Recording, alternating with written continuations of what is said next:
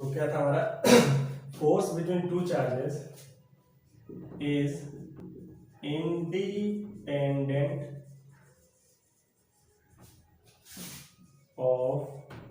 Independent on presence और absence of other charges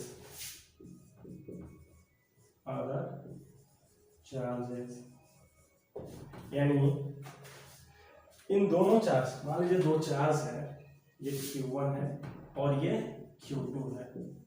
इन दोनों के बीच का डिस्टेंस कुछ भी है, मान लीजिए R डिस्टेंस है। तो इन दोनों के बीच जो फोर्स लगेगा वो इंडिपेंडेंट होगा तीसरे चार्ज से। मान लीजिए यहाँ पर कोई Q3 चार्ज है, इसका डिस्टेंस यहाँ से मान लीजिए R1 है। तो इन दोनों के बीच में जो फोर्स होगा वो तीसरे चार्ज के होने या ना होने से डिपेंड, कोई इस पे फर्क नहीं पड़ेगा। जैसे बात करते हैं, मान लीजिए इस पे कितना चार्ज है, तो इस पे चार्ज ये लगा रहा है, ठीक है। इन दोनों के बीच का चार्ज हम बात करें तो इस पे ये चार्ज जो लगाएगा वो कितना लगाएगा, तो F/1 due to 2 is equal to K Q1 Q2 by R square. अच्छा, इस पे जो चार्ज है वो कौन लगाएगा, ये लगाएगा। कितना लगाएगा, तो F/2 due to 1 is equal to K Q1 Q2 by R square. दोनों का वैल्यू सेम है। अच्छा, अब ये तीसरा चार्ज है तो तीसरा चार्ज भी इस पे फोर्स लगाएगा। तो ये फोर्स लगाएगा तो इस पे लगने वाला नेट फोर्स तो चेंज हो गया, नेट फोर्स चेंज हो सकता है, इस पे भी नेट फोर्स चेंज हो सकता है, बट जो ये फोर्स इस पे लगा रहा था उसका वैल्यू चेंज नहीं होगा, वो हमेशा इतना ही लगाएगा। और ये जो इस पे लगा रहा था और ये जो इस पे लगा रहा था, उन दोनों का वैल्यू तीसरे या चौथे चार्ज होने से चेंज नहीं करेगा। इसको एक एग्जांपल से समझते हैं। देखिए, मान लीजिए ये दीवार को सपोज कीजिए, इस दीवार पे मैं इधर से फोर्स लगा रहा हूँ 10 न्यूटन, ठीक है। मैं इस दीवार पे 10 न्यूटन फोर्स लगा रहा हूँ। अच्छा, यानी दीवार पे लगने वाला नेट फोर्स कितना है, अभी तो 10 न्यूटन है। अब उधर से कोई व्यक्ति आकर उधर से 20 न्यूटन का फोर्स लगाया, उधर से आकर 20 न्यूटन का फोर्स लगाया। अच्छा, तो वो 20 न्यूटन का फोर्स लगा रहा है, तो दीवार पर लगने वाला नेट फोर्स कितना हो गया, तो नेट फोर्स हो गया 10 इधर से 20 उधर से, तो नेट फोर्स कितना हो गया 10 न्यूटन किधर की ओर, इधर की ओर। तो उधर उसके होने या ना होने से मेरा फोर्स थोड़ी ना चेंज हो गया, मैं तो अभी भी दीवार पे 10 न्यूटन लगा रहा हूँ, ठीक है, और नहीं नेट फोर्स दीवार पे चेंज हो गया। उसी तरह से जो ये दोनों चार्ज थे Q1 और Q2, इन दोनों के बीच लगने वाला फोर्स कितना था, K Q1 Q2 by R square. ये तीसरे के होने या ना होने से ये फोर्स चेंज नहीं हुआ। हाँ, किसी एक चार्ज पर जो नेट फोर्स था वो चेंज हो जाएगा। मान लीजिए हम Q1 की बात करें तो Q1 पे जब पहले केवल ये था तो फोर्स लग रहा था F12 K Q1 Q2 by R square. किधर की डायरेक्शन है, इधर की डायरेक्शन है। अच्छा, जब ये भी आ गया तो Q1 पे फोर्स लगाएगा, ये कितना इधर लगाएगा, कितना लगाएगा, ये वाला फोर्स इधर लग रहा था और इधर वाला फोर्स कितना हो जाएगा, तो F/1 ड्यू टू 3 इसको हो जाएगा K Q1 Q3 by R1 का स्क्वायर, ये उधर। अच्छा, अब नेट फोर्स क्या हो जाएगा, तो जो ज्यादा होगा उसमें से कम वाला घटा देंगे। यानी कहने का मतलब किसी एक चार्ज पर नेट फोर्स चेंज हो सकता है, बट दो चार्जों के बीच में लगने वाला फोर्स जो था वो कभी चेंज नहीं होगा तीसरे या चौथे चार्ज के आने से। चलिए, तो कूलम्ब्स लॉ से हमें एक फॉर्मूला मिला था, वो कुछ इस तरह था कि अगर दो चार्जेस हैं Q1 और Q2, दोनों के बीच का डिस्टेंस है मान लीजिए R। चलिए, इसके द्वारा इस पर लगाया गया फोर्स, यानी फोर्स ऑन 2 ड्यू टू 1 कितना होगा, तो K Q1 Q2 by R square, ठीक है। मैं केवल मैग्नीट्यूड की भी बात कर रहा हूँ। अच्छा, अब इसके द्वारा इस पर लगाए गए फोर्स को डिस्कस करते हैं। तो यानी F/1 ड्यू टू 2, ये क्या हो जाएगा, ये भी K Q1 Q2 by R का स्क्वायर। दोनों देखिए, ये force K Q1 Q2 by R square है, ये भी force K Q1 Q2 by R square है। यानी ये जो इस पे फोर्स लगाएगा वही फोर्स ये भी इस पे लगाएगा, ठीक है। यानी दोनों का मैग्नीट्यूड क्या होगा, सेम होगा। अब ये अगर पॉजिटिव है और ये भी पॉजिटिव है, ये इस पे फोर्स लगाएगा इधर की ओर, यानी F/2 ड्यू टू 1 का डायरेक्शन क्या होगा, ये होगा। अच्छा, अगर ये इस पे फोर्स किधर लगाएगा, इधर की ओर, यानी एफ ऑन 1 ड्यू टू 2 का डायरेक्शन क्या होगा, इधर की, यानी magnitude same but direction different दोनों केस में। अगर ये दोनों निगेटिव भी होते हैं, मान के चलिए Q1 जो निगेटिव है और Q2 भी जो क्या है निगेटिव है, चलिए निगेटिव में एक पॉजिटिव ले लेते हैं, ठीक है। तो ये इस पर अपनी ओर फोर्स लगाता है, यानी F ऑन 2 ड्यू टू 1, अच्छा, और ये इस पर अपनी ओर फोर्स लगाता है, यानी F ऑन 1 ड्यू टू 2 इधर, यानी दोनों केस में क्या है, डायरेक्शन अपोजिट है। देख रहे हैं, इस केस में क्या था, दोनों अपोजिट जा रहे थे, इस केस में भी क्या है, दोनों अपोजिट जा रहे हैं, ठीक है, यानी दोनों फोर्स का डायरेक्शन अपोजिट है। इस केस में भी, इसमें क्या है, दूर जा रहे हैं, इसमें पास आ रहे हैं, तो जब मेरे पास कोई आएगा, मैं इधर जाऊंगा, वो उधर से आएगा, तो हम दोनों के मूवमेंट का डायरेक्शन तो अलग अलग होगा। मैं अगर जा रहा हूँ ईस्ट में तो वो जा रहा है वेस्ट में, अच्छा, लेकिन जब दोनों एक दूसरे से दूर जा रहे हैं, यानी मैं इधर जा रहा हूँ और मेरे कोई पीछे जा रहा है, तब भी डायरेक्शन क्या होगा, डिफरेंट होगा। तो एक चीज हम कह सकते हैं, सबसे पहला चीज मैं क्या डिस्कस करने जा रहा हूँ, मैं डिस्कस करने जा रहा हूँ properties of electrostatic force। Electrostatic force का प्रॉपर्टी डिस्कस करने जा रहा हूँ। पहला, it acts between two charges, ये दो चार्जेस के बीच में एक्ट करता है। अगर सपोज कीजिए कि कोई एक चार्ज रहता है, उसके आसपास कोई दूसरा चार्ज नहीं रहता, तो क्या इस पे नेट फोर्स होता है, जीरो होता है, ना ये किसी पे फोर्स लगाता और ना इस पे कोई फोर्स लगाता, ठीक है। सेकेंड पॉइंट, इसमें हम लोगों ने देखा था डायरेक्शन ऑफ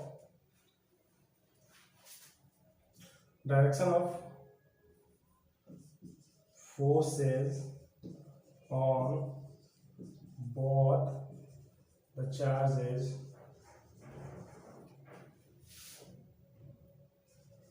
are different, या are opposite to each other, are opposite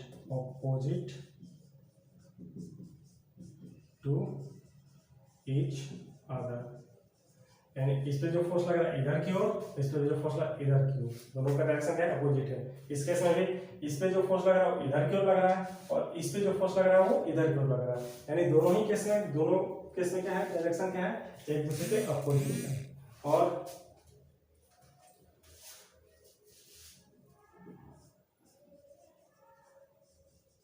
magnitude of force on both charges are same। हम लोग क्या लगा था कि दोनों चार्जेस के बीच का जो फोर्स का जो मैग्नीट्यूड है, इस पे जो लग रहा है फोर्स उसका मैग्नीट्यूड, और इस पे जो फोर्स लग रहा है उसका मैग्नीट्यूड, दोनों क्या है आपस में सेम है। अच्छा, और ये तीनों पॉइंट को देखिए, it acts between two charges, अच्छा, ये दो चार्ज के बीच में लगता है, यानी ये इलेक्ट्रोस्टैटिक फोर्स लगाने के लिए दो चार्ज होना जरूरी है। और क्या है, direction of forces on both the charges are opposite to each other, यानी दोनों फोर्स जो लगा रहे हैं उन दोनों का डायरेक्शन क्या होगा, एक दूसरे के अपोजिट होगा। तीसरा पॉइंट क्या है, magnitude of force on both charges are same, यानी दोनों चार्जों पे जो मैग्नीट्यूड होगा सेम होगा। ऐसा कुछ हमने 11th क्लास में पढ़ा था कि अगर दो पार्टिकल्स पे फोर्स लग रहे हैं, दो पार्टिकल्स एक दूसरे पे फोर्स लगा रहे हैं या फोर्स लग रहे हैं, और दोनों फोर्स का मैग्नीट्यूड सेम है और दोनों फोर्स का डायरेक्शन अलग अलग है, तो उसको क्या कहता है, action reaction pair of forces कहा जाता है। तो यहाँ पे चौथा पॉइंट कर सकते हैं, this is an action reaction force, this is an action reaction force, या पेयर बोल सकते हैं, ठीक है, this is an action reaction force या पेयर बोल सकते हैं। पांचवा क्या है, direction of force is always line joining the two charges. Direction of force is always line joining the two charges. यानी दोनों चार्ज के बीच में जो फोर्स लगेगा वो हमेशा एक लाइन पे लगेगा। वो लाइन कौन सा होगा? इन दोनों के सेंटर से मिलाने वाली लाइन। ठीक है, तो इस तरह से हम लोगों ने न्यूटन्स के लॉ में ही पढ़ा था कि जब दो force x and direction pair में लगते हैं और वो सेंटर पे लगते हैं तो उनको क्या कहते हैं? Central force. तो क्या कह सकते हैं? This is a central force. ठीक है, नेक्स्ट हम लोगों ने टॉपिक जो पढ़ा था उसका नाम है vector form of Coulomb's law. Vector form of Coulomb's law यानी कूलम्ब्स लॉ को वेक्टर फॉर्म में कैसे लिखते हैं वो रिप्रेजेंट करने का तरीका हम लोगों ने डिस्कस किया था, बट एक छोटा सा डिस्कशन आज भी कर लेते हैं। मान लीजिए हमारे यहाँ पे कोई चार्ज है Q1, इसके पास दूसरा कोई चार्ज है ये Q2। इसको कोई ऑब्जर्वर यहाँ O पॉइंट से ऑब्जर्व कर रहा है, तो ऑब्जर्वर ऑब्जर्व कर रहा है तो उसके लिए कोऑर्डिनेट बनाएंगे हम, ये y एक्सिस और ये x एक्सिस। अच्छा, O से जो Q1 का डिस्टेंस है, पोजीशन, उसको हम पोजीशन वेक्टर के द्वारा ऐसे डिनोट करते हैं। ठीक है, ये क्या होगा? मान लीजिए R1 है पोजीशन, और यहाँ से इस ऑब्जर्वर से ये Q2 का पोजीशन मान लीजिए ये R2 है। ठीक है, अब कोई O से पूछेगा कि बताइए Q1 और Q2 के बीच लगने वाला इलेक्ट्रोस्टैटिक फोर्स क्या है, डायरेक्शन के साथ बताइए। तो वो क्या करेगा कि ये इन दोनों के बीच का पहले तो डिस्टेंस निकाल लेगा, डिस्प्लेसमेंट या डिस्टेंस निकालेगा। ये डिस्टेंस कैसे निकाला जाता है आप लोग को पता है। इस डिस्टेंस का नाम r लिख दिया जाए तो यहाँ पे r वेक्टर बराबर क्या हो जाएगा? Sorry, r vector equal to r2 minus r1 vector. r vector बराबर क्या हो जाएगा? r2 vector minus r1 vector. हम लोगों ने डिस्कस किया था, 11th क्लास पढ़ा था, तो नहीं जो जिन्होंने पढ़ा है वो बस इतना समझ लीजिए कि दो पोजीशन, ये दो पोजीशन में जो चेंज होता है, चेंज इन पोजीशन में क्या होता है? Final position minus initial position. पहले वाला का पोजीशन क्या था? R1, दूसरे वाला का पोजीशन क्या है? R2। अच्छा, तो ये R क्या है? इन दोनों का चेंज है, और चेंज क्या होता है? Final minus initial. वही मैंने क्या, change is equal to change in position is equal to R2 minus R1। अच्छा, एक चीज आपने वेक्टर में पढ़ा था कि अगर कोई यूनिट वेक्टर है, यूनिट वेक्टर, तो उसको हम लोग डिफाइन करते हैं वेक्टर अपॉन में मैग्नीट्यूड ऑफ दैट वेक्टर। इसको ऐसे लिख सकते हैं r वेक्टर अपॉन r। ठीक है, अच्छा, अब इससे कोई पूछा गया कि Q1 और Q2 के बीच में लगने वाला इलेक्ट्रोस्टैटिक फोर्स आप बताइए विद द डायरेक्शन, डायरेक्शन के साथ। तो ये क्या करेगा? सबसे पहले तो फोर्स के वेक्टर फॉर्म में है, क्योंकि इसके पास क्या है? डायरेक्शन है, ये डायरेक्शन दिखा रहा है। अगर मैं इसको मॉड में रख दूं, इसका मतलब क्या? वो केवल मैग्नीट्यूड बताएगा, डायरेक्शन से उसको कोई मतलब नहीं है। तो अभी तक से हम लोग मॉड में रखते आ रहे थे, लेकिन हमें डायरेक्शन अब बताना है मैग्नीट्यूड के साथ साथ, तो हम मॉड को हटा देंगे क्योंकि अब ये वेक्टर हो गया। चलिए ठीक है, तो क्या करेंगे? Formula K Q1 Q2 by दोनों के बीच का डिस्टेंस कितना है? R है, R का स्क्वायर। अच्छा, ये तो ठीक है, ये फोर्स वेक्टर फॉर्म में मैंने लिखा है, और ये तो मैंने केवल मैग्नीट्यूड लिखा है, ये तो वेक्टर फॉर्म में है नहीं। तो इसको वेक्टर बनाने के लिए हम एक यूनिट वेक्टर अप्लाई करेंगे, यूनिट वेक्टर से मल्टीप्लाई कर देंगे। आप लोगों ने यूनिट वेक्टर में पढ़ा था कि उसका मैग्नीट्यूड 1 होता है और उसका एक स्पेसिफिक डायरेक्शन होता है। तो भाई हम किस डायरेक्शन में यूनिट वेक्टर लगाएं? तो आप इस डायरेक्शन में लगा लो या इस डायरेक्शन में लगा लो। अगर इस डायरेक्शन में लगा रहे हो तो R2 माइनस R1, अगर इस डायरेक्शन में लगा रहे हो तो R1 माइनस R2। चलिए किसी भी डायरेक्शन में लगा रहे हैं, यानी हम R कैप के डायरेक्शन में लगा रहे हैं। ठीक है, R कैप के डायरेक्शन में। तो ये फोर्स कौन सा होगा? R कैप के डायरेक्शन यानी इसके डायरेक्शन में लगा रहे हैं, तो फोर्स कौन सा होगा? F/2, यानी फोर्स ऑन 2 कौन लगा रहा है? 1, तो उसको नाम है फोर्स ऑन 2 ड्यू टू 1। ठीक है, इसको और कैसे लिख सकते हैं, F21 is equal to K Q1 Q2 by R square. अच्छा, इसको और कैसे लिखा जा सकता है, इसको हम लिख सकते हैं R vector by R multiply R vector by R. तो देखिए ये क्या हो गया, F(2 due to 1 is equal to K Q1 Q2 by R square into R, कितना हो गया R cube into R vector.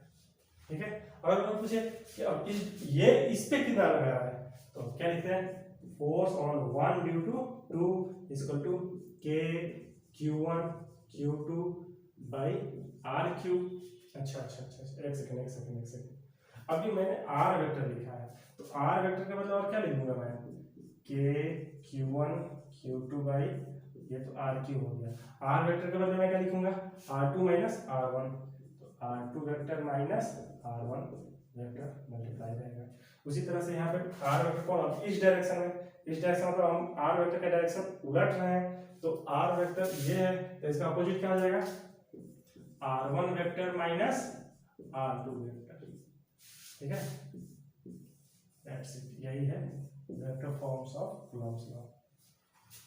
ठीक है, अब नेक्स्ट टॉपिक मैं इलेक्ट्रिक फील्ड कल स्टार्ट करूंगा, कल अपलोड भी कर दूंगा, और आप लोग एक बार रिवीजन कर लें। ये पूरे चैप्टर का निचोड़ है जो अभी तक हमने पढ़ाया था, although मैंने तो इलेक्ट्रिक फील्ड से आगे पढ़ाया था, बट इलेक्ट्रिक फील्ड से फिर से स्टार्ट करूंगा। जिन्होंने पढ़ा है उसके लिए भी ठीक है, जो नहीं पढ़ा है उसके लिए भी ठीक है। चलिए ठीक है, कल मिलते हैं, थैंक यू।